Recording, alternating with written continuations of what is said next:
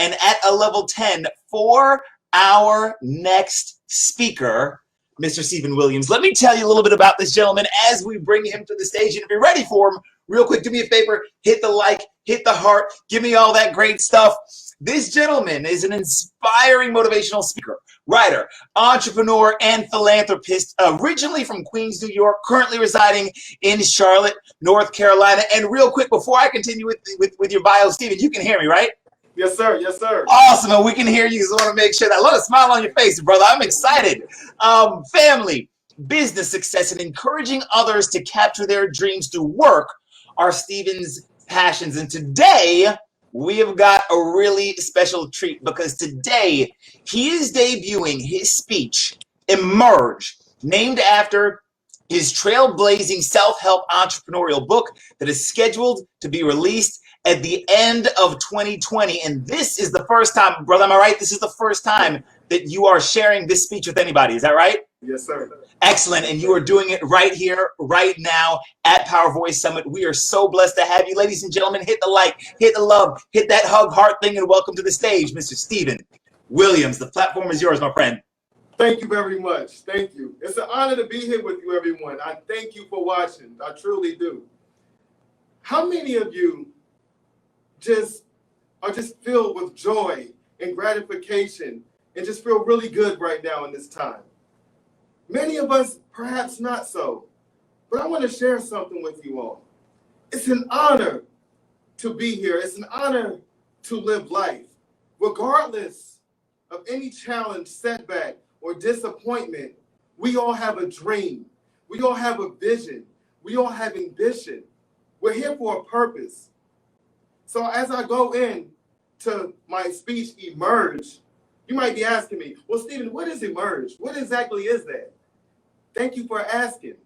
If you're curious about what Emerge is, just hit a 1 in the chat box for me, just to let me know that at least someone's interested in learning about what Emerge means to me, not necessarily the definition in the book. Emerge is where we're all in a place right now, whether it's mentally or physically. We're all in a place where we can grow, we can expand the vision, the mentality of ourselves, and we can grow, we can come up. We're coming up out of something.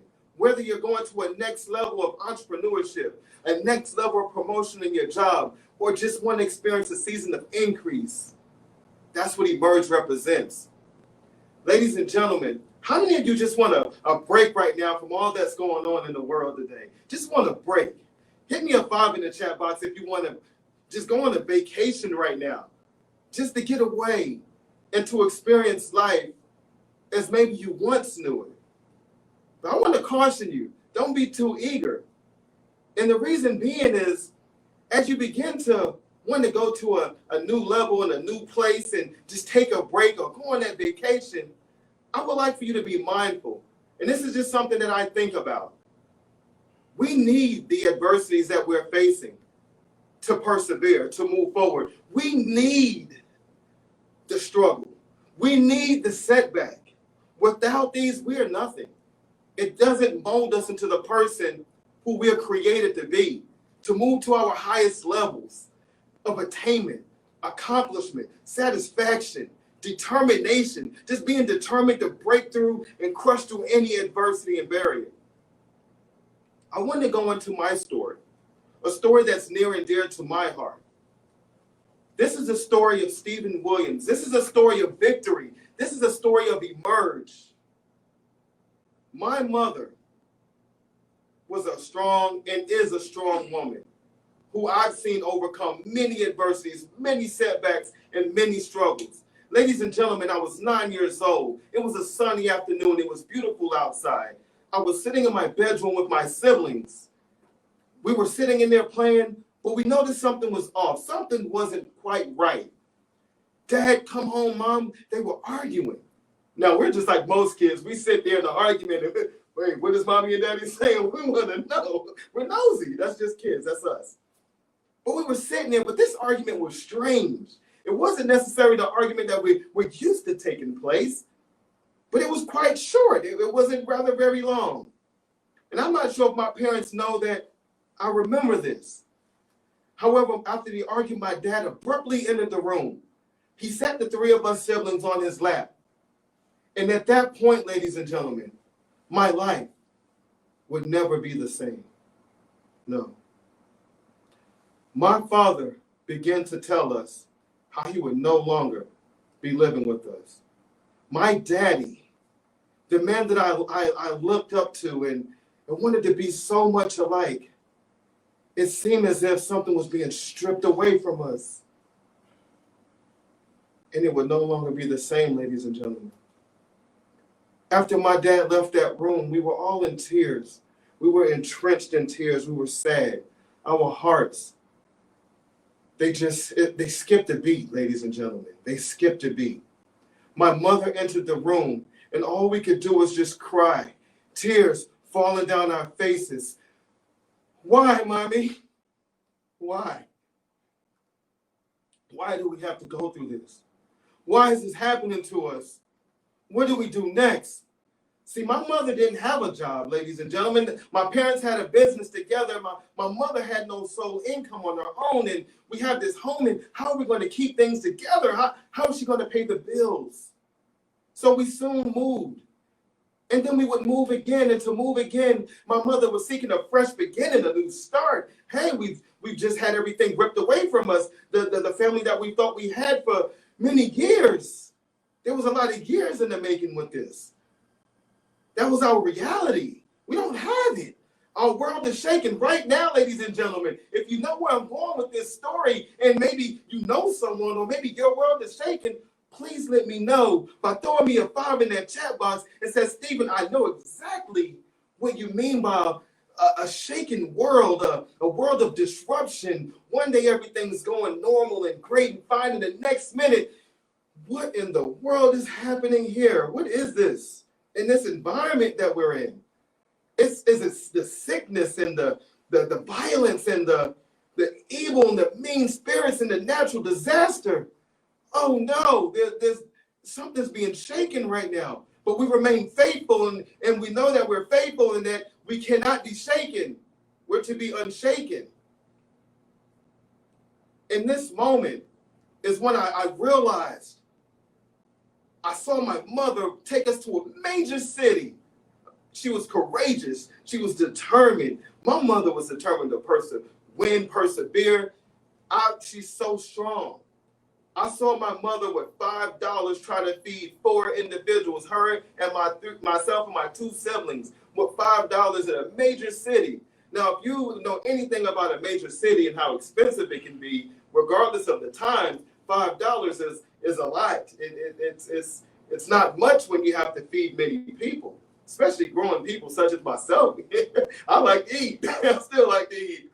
But when we think about it, we had 4 hot dogs, which were $1 a piece. But we all had enough to drink. I don't even know how that happened. Perhaps it was the generosity of the vendor on the street selling the hot dogs. Or perhaps it was someone, a higher power looking after us. It was God speaking that you're going to be okay. Regardless of what's going on, you're going to make it through. Providing enough when we think it's not enough. Providing the will when we think there's no way. No, there's a way. Yes. We spent day and day and day in the Department of Social Services. Over 8 hours a day, we would go there to camp out. My mother was seeking some assistance for shelter so we could have a place to stay, so we could have assistance to buy food. Ladies and gentlemen, I'm not talking about EBT. No. I'm going back to food stamps. And if you know anything about food stamps, they were paper coupons, a little smaller than a dollar bill, off-white paper, and the ones I most commonly knew were the ones with the brown writing, the $1 food stamp. Absolutely. And I'm thankful for these moments because after time persevering, what became our reality? We had a breakthrough, ladies and gentlemen. A breakthrough amidst all the challenges and the struggle. We had a place to live. Mommy, do you mean we got somewhere to go and a bathroom to turn the door and Mommy got our own space? Yes. We had a 1-bedroom apartment, ladies and gentlemen, but it was 4 of us. That didn't matter to us because we had our own space, our own door. This brings me to my next point. there's victories within our challenges. We're going to face challenges and setbacks and catastrophic challenges. But it's not about the setback or the challenge. No, it's about the victory. It's about, because it's cloudy and we can't see, but we know that through those clouds, our jet, our G6 is navigating those clouds. In the turbulence, there is no more turbulence. No, because we grow up and we become great. And I want to share with you a story. We went to the mall. My mother wanted to surprise us one day after we got our place. We're feeling great. We went to a really nice mall, and this area was an upscale mall. Upon entering the mall, it's bright, the lights and the stores and the things look so, the people look great. And oh my goodness, the Cinnabons. When we entered this mall, the Cinnabons smelled delicious. You hear me? And I love some Cinnabons.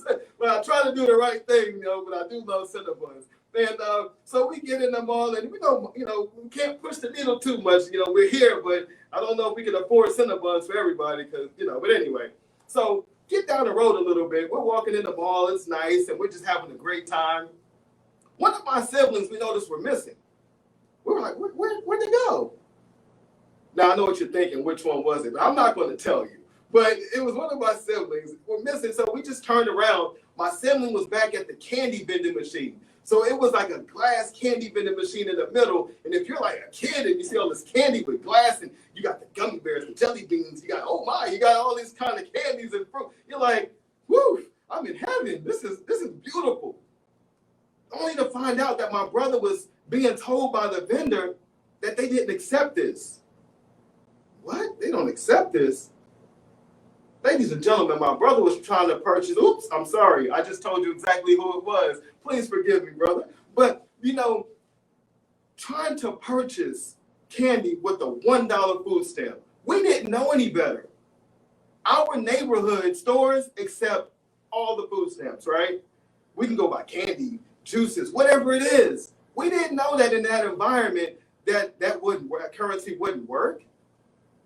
We thought it was normal. But see, today, after all those hardships, after all those trying times, we stand before you. I stand before you as an entrepreneur who's been through the mud. I've been through the mud. My entrepreneurial journey wasn't handed to me on a silver platter. No, it was one of many struggles, setbacks, disappointments, whatever you want to call it, full of them. But I stand before you victorious. My mother stands before you as well, in a sense, as victorious. Yes, because this outcome is great. This is not a sad story. It's not a sob story. You might have went there for a second if it seemed like it, but it was building character. It was building courage. It was building me. It was building my siblings. It was building the future, the people that I'm able to help now and provide opportunities to earn income to. This is what it's for. We're going through for a reason. When we go through something, it's not for us. It's for development, that we're better people and that we provide to the greater good of society, and we're going to come out pure as gold. Pure as gold. So thank you. Thank you for going on that journey with me. But I have something else. I'm not done yet. What I want to discuss is that many people often go out every day and begin to live their worst case scenarios without even understanding that they don't even attempt to live their best case scenarios. I'm going to break that down a little bit. Many people go out on a daily basis to live their worst case scenarios without ever attempting their best case scenario. Well, what is my best case, Stephen? What are you talking about? You get up, you go to work, you go to the grocery store, you pick up the kids, you go home, you go to sleep, you get up, you go to work, you pick up the kids and you go to the grocery store, right? A little change. But then you go back home, go to sleep, to get up and do it all over again. Oh my God, Friday, man, I can't wait till it's Friday. Friday is today.